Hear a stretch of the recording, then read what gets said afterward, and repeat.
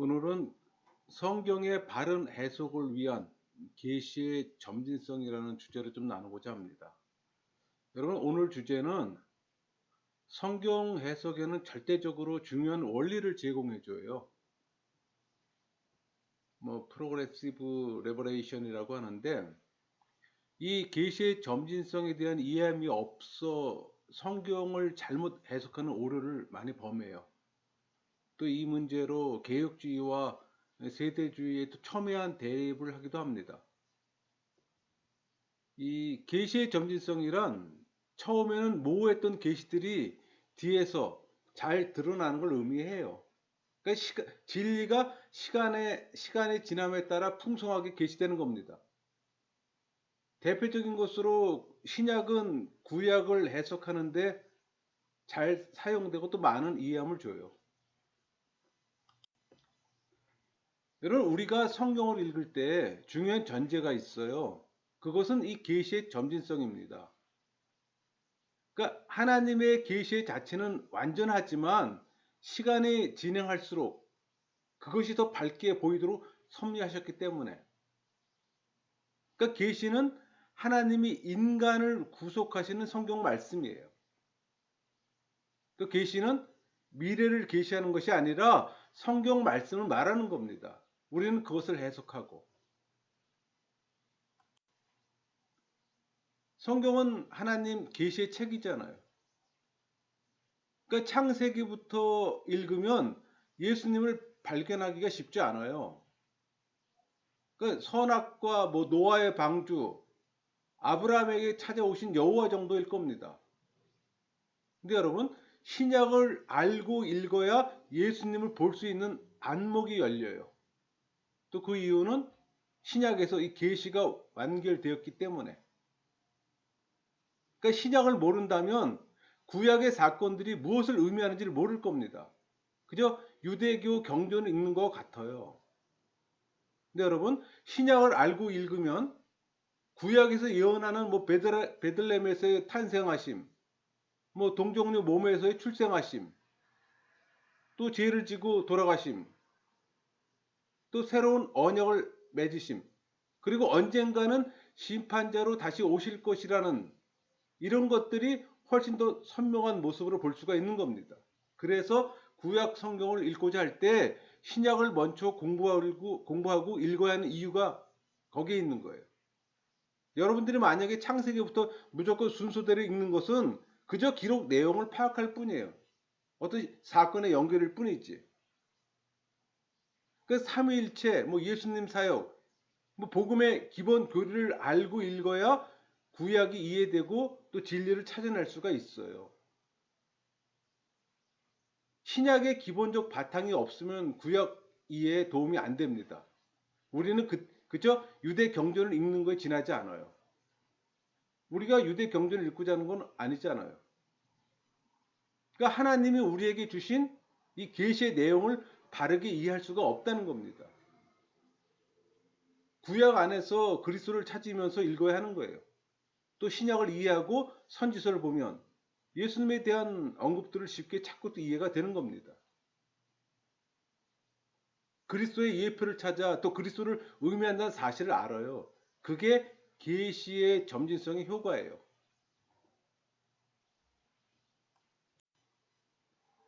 성경은 계시의 책입니다. 계시의 이해함이 없으면 그저 사건으로만 읽혀져요. 많은 분들이 성경을 사건만을 기억하잖아요. 동성애를 돌로 쳐 죽여라를 복음으로 연결해내는 것이 중요합니다. 동성애를 사랑과 용서로 해석해야 되는 거예요. 그러니까 구약에서 복음을 찾아내야 하는 겁니다.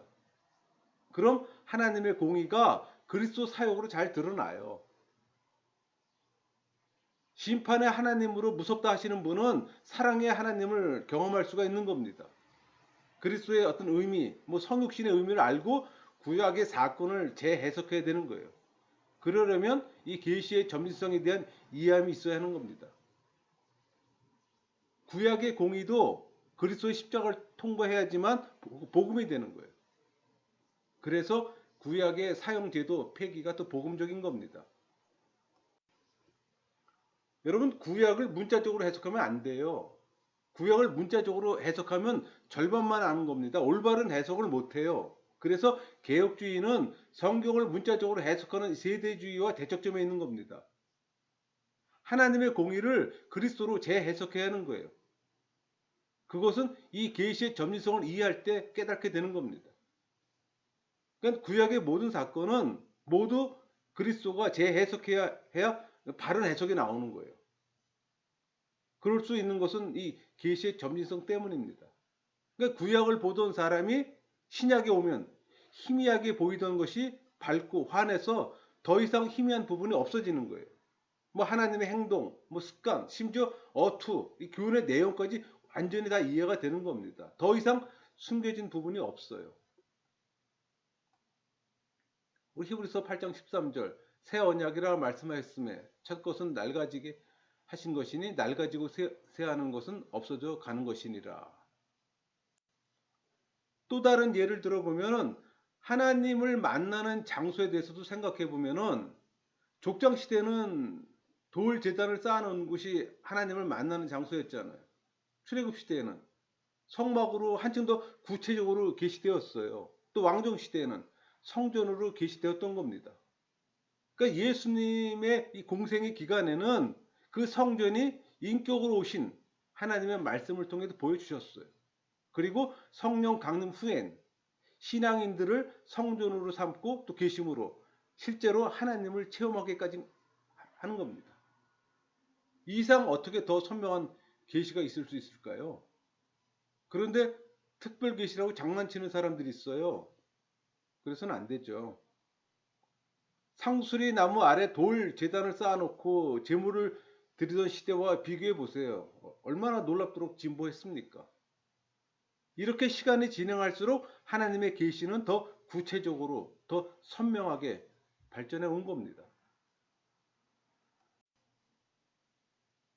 구약 성경 기록 당시 메시아가 오실 것을 예언하면서 오실 분이 예수님이라는 이 관점을 가질 수가 있었을까요? 성자 하나님이 계시되지 않았기에 알 수가 없었던 겁니다. 그런 관점을 가질 수 없는 입장에서 이 원문을 기록했기 때문에 그것을 감안해서 구약을 읽어야 하는 겁니다. 그러니까 선지자들이 예언할 때 그 예언과 우리가 아는 성자 하나님을 아는 지식과 억지로 맞추지 마세요. 극단적인 해석이 되는 겁니다. 그러니까 메시아 예언을 하지만 이 성자 하나님에 대한 사전 지식이 있는 우리가 메시아가 올 것이라는 이 믿음이 우리와 같은 지식이 구약 선지자에게는 없었어요. 그래서 구약 사람들보다 이 시대의 신앙인이 한 수 위입니다. 구약의 사람들은 성부 하나님만을 인식하지만 우리는 삼위 하나님에 대한 인식이 있잖아요. 여러분, 구약을 읽을 때 그리스도 예표를 찾는데 그치면 안 됩니다. 찾기만 하면 일부만 아는 거예요. 찾아서 뭐 하게요? 복음이 되어야 합니다. 그러니까 사건 안에 진리가 담겨 있는데 그게 그리스도예요. 복음이 또 되어야 되는 거고.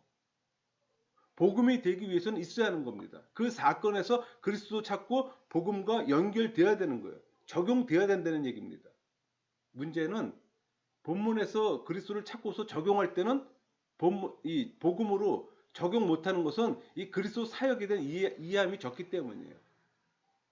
그러니까 신약의 그리스도의 의미를 바로 알지 못하는 이 얕은 지식 때문입니다.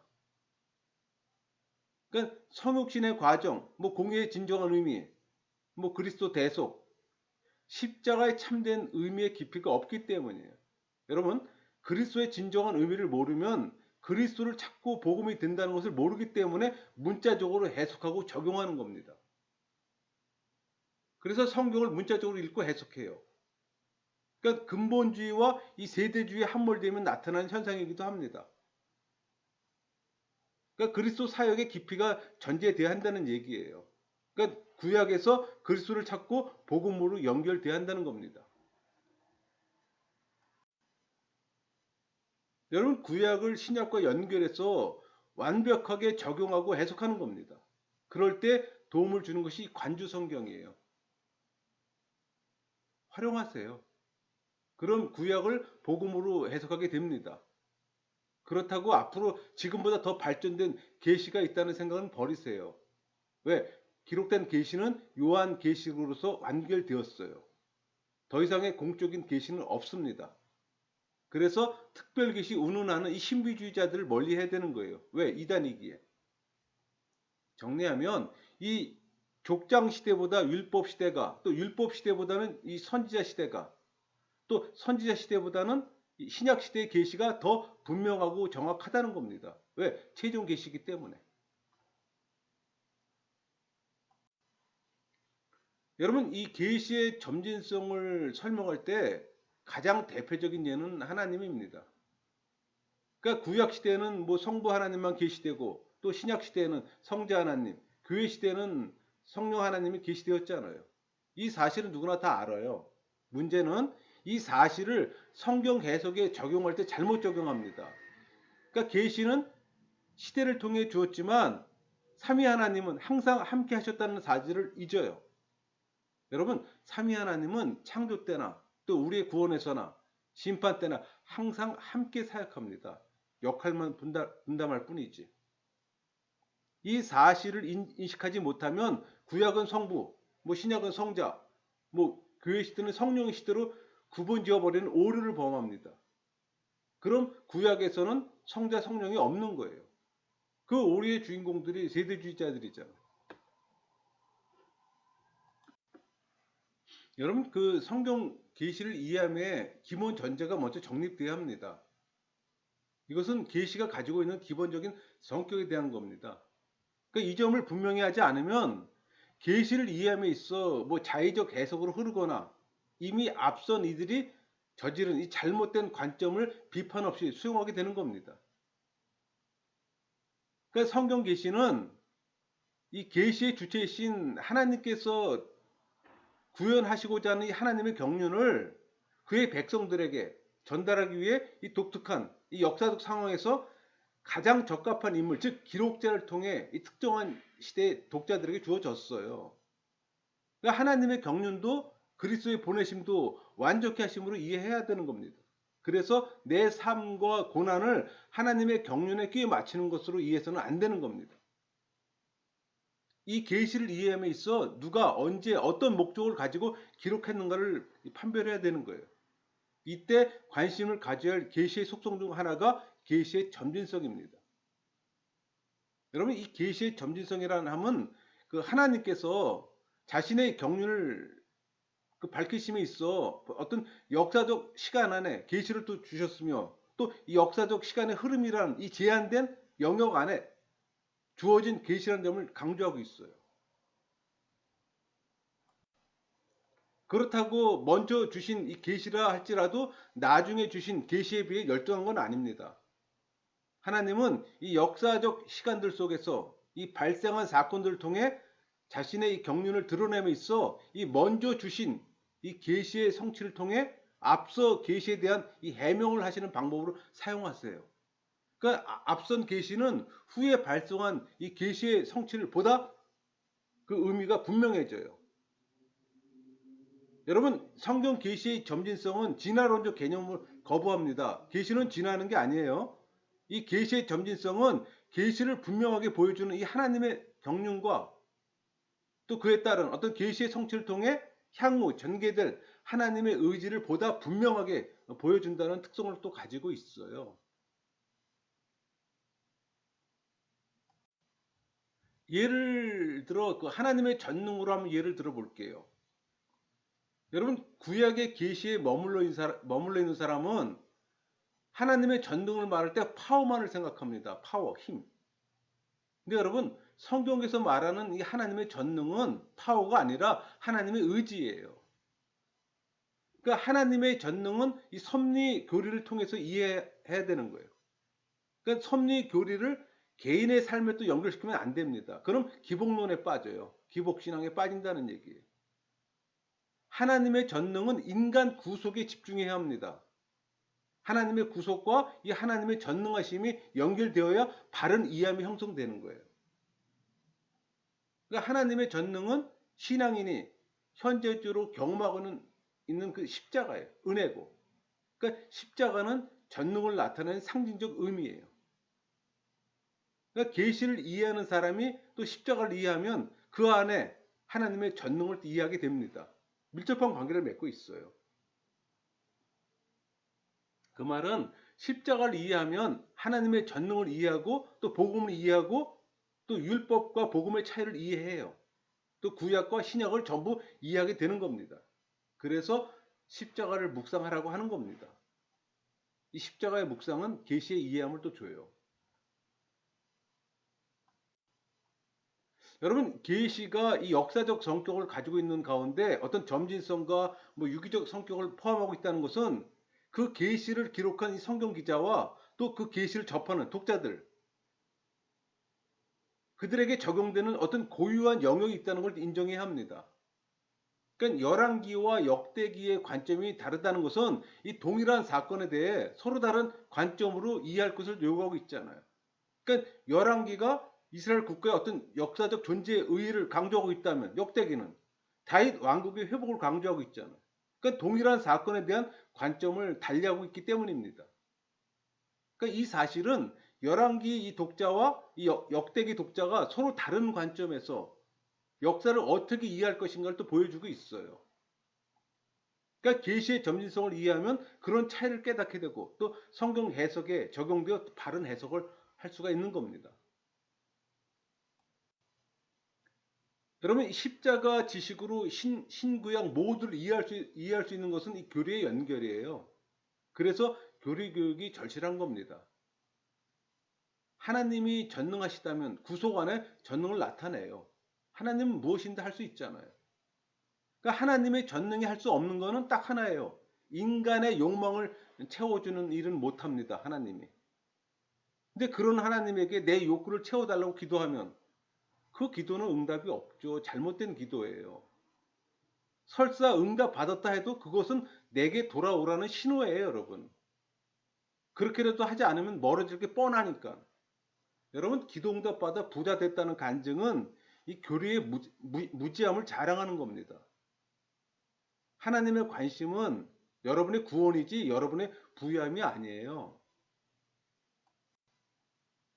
여러분, 하나님의 전능을 이해할 때 인간을 구원하고 이 죄의 문제를 해결하는 전능이 절대적이라는 인식이 필요합니다. 물질 충족이 아니에요. 인간은 죄와 구원의 문제를 해결할 수가 없어요. 하나님만이 가능하잖아요. 여러분, 왜 구원 방식에 있어서 구약에는 없는 십자가라는 방식을 통해서 인간을 구원할까요? 이런 질문을 할 수 있잖아요. 답이 뭔지 아세요? 전능하기 때문입니다. 하나님의 전능은 하나님의 성품에서 발출해요. 그 발출은 성부와 성자를 통해서 가능해요. 그게 계시의 점진성이에요. 자연 재난을 통해 회개시킨다고 선포되는 말씀은 틀린 말입니다.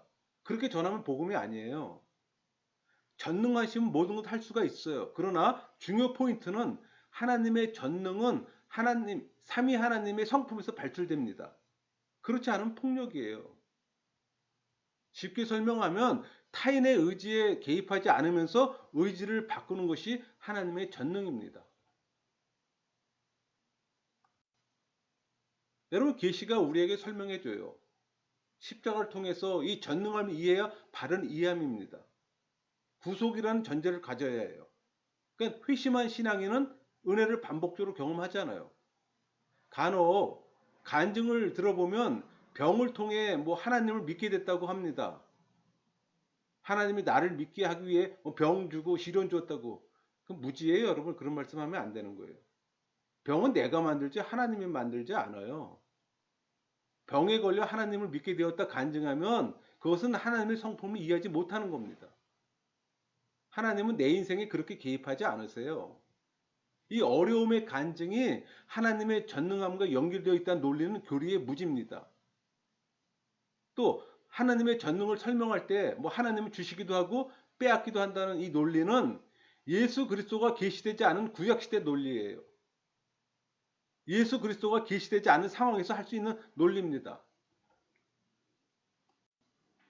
여러분, 구약의 주인공들은 나를 구원하기 위해 하나님의 전능하심이 내 삶에 경험되어진다고 보통 말합니다. 그 사건을 만드셨다고. 왜 구약 사람들은 그렇게 이해했을까요? 하나님의 계시가 열리지 않았기 때문이에요. 그 정도만 이해하고 말하는 겁니다. 하나님의 성품을 이해하지 못하고 있어요. 구약을 그 수준으로 이해하려고 하는 겁니다. 그러나 우리 시대는 계시가 확장되었잖아요. 그러나 많은 목회자들 중에 이 계시의 발전이 구약에 머물러 있는 사람이 많아요. 뭐 대표적인 게 주일성수, 동성애, 11조 다 문자적으로 말하는 수준이잖아요. 그런 분들은 거의 구약에 머물러 있는 겁니다. 하나님의 권능을 이 성육신 사역을 통해서 자신의 죽음을 통해서 구속하시고 구원하시는 관점에서 해석되어야 하는 거예요. 우리 고린도서 1장 24절 오직 부르심을 받은 자들에겐 유대인이나 헬라인이나 그리스도는 하나님의 능력이요 하나님의 지혜니라.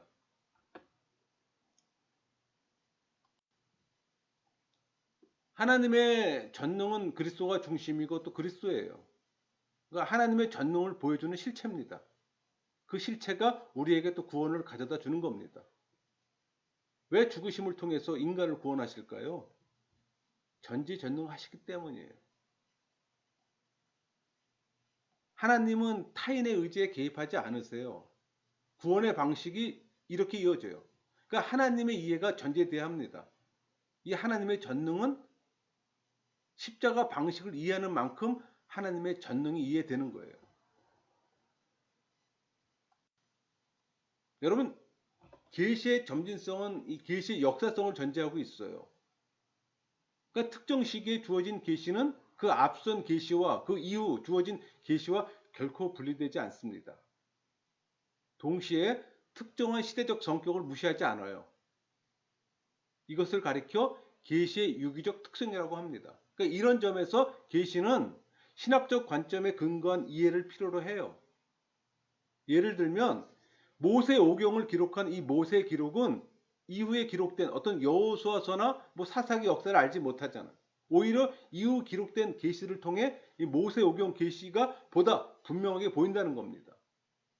이 사실은 그 계시를 받은 독자들에게도 마찬가지로 적용돼요. 히브리서 8장 13절 새 언약이라 말씀하셨음에 첫 것은 낡아지게 하시는 것이니 낡아지고 새하는 것은 없어져 가는 것이니라.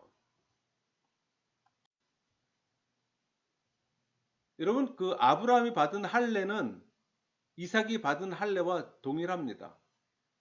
그러니까 이삭이 받은 할례는 아브라함이 받은 할례 계시의 성취와 더불어 새로운 의미가 포함된다는 사실이에요. 그러니까 구약의 할례는 신약의 세례에 대해 보다 분명한 이해를 위한 원인입니다. 그러니까 동시에 세례에 대한 계시는 할례 제도의 완성과 성취라는 점에 보다 분명하게 이해가 되는 거고.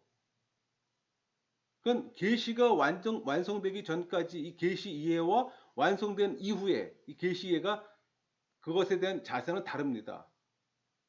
그러니까 계시가 기록되던 뭐 AD 60년에서 90년 사이에 어떤 성경관이나 그 이후에 완성된 계시를 사도들로부터 받은 이 교회 시대의 성경관은 분명한 차이점이 있어요. 여러분 그 바울의 서신서들 중에 이 사도적 권위를 가지고 있지만 일부는 정경에 포함되지 않은 서신들도 있어요. 예를 들면은 고린도 전서와 후서 사이에 쓰여진 이 눈물의 편지 같은 겁니다. 정경에 포함되지 않은 서신들을 AD 90년 이전에 받은 교회는 사도의 권위에 복종해야 합니다. 그러니까 정경이 완성되기 전에는 정경에 포함되지 않았던 사도들의 서신에도 여전히 이 사도적 권위를 부여했던 겁니다. 하지만 정경이 완성된 이후에 그 서신들은 자연스럽게 교회에서 폐기되었어요. 왜냐하면 그 서신들은 교회 시대의 성도들에게 계시로서의 의미가 없기 때문에. 그러니까 이것을 이해한다는 것은 교회 시대의 성도들이 성경을 어떻게 대해야 할 것인가를 보다 분명하게 제시하고 있어요. 성경 계시 이해를 위해 하나의 예를 들면은 예수님 시대에는 목사라는 직분이 없었어요. 이 목사 직분은 교회 시대에 들어와서 이 성경 계시를 보존하는 교회 직무상 필요하다고 여기서 만들어진 제도잖아요. 하지만 이 제도는 예수님이 언급하신 이 거짓 선지자들을 조심하라는 경고에서 이미 예견되었습니다. 우리 마태복음 7장 15절 거짓 선지자들을 삼가라 양의 옷을 입고 너에게 나오나 속에는 노략질하는 일이라. 또 사도들이 거짓 교사들을 조심하라는 경고에서 같은 맥락을 발견할 수가 있습니다. 그게 사도행전 20장 29절이에요. 내가 떠난 후에 사나운 이리가 여러분에게 들어와서 그 양떼를 아끼지 아니하며. 그러니까 예수님께서 이 거짓 선지자들을 조심하라고 말씀하신 이 구절을 교회 시대 이 성도들이 이해할 때는 거짓 목사를 조심하라는 이 경고의 말씀으로 이해해야 하는 겁니다. 이처럼 예수님조차 시대적 성격의 이 강제를 받으신 가운데 계시의 말씀을 하셨다는 점을 또 인정해야 하는 거고, 이런 전제들을 잘 이해할 때 비로소 우리는 이 성경 계시에 대한 보다 정확한 접근과 이해를 할 수가 있는 겁니다.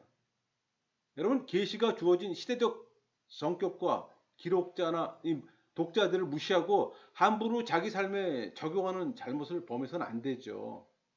그래서 계시의 점진성에 대한 이해함이 없이 성경을 해석에 강단에서 선포하면 문제를 야기하는 겁니다.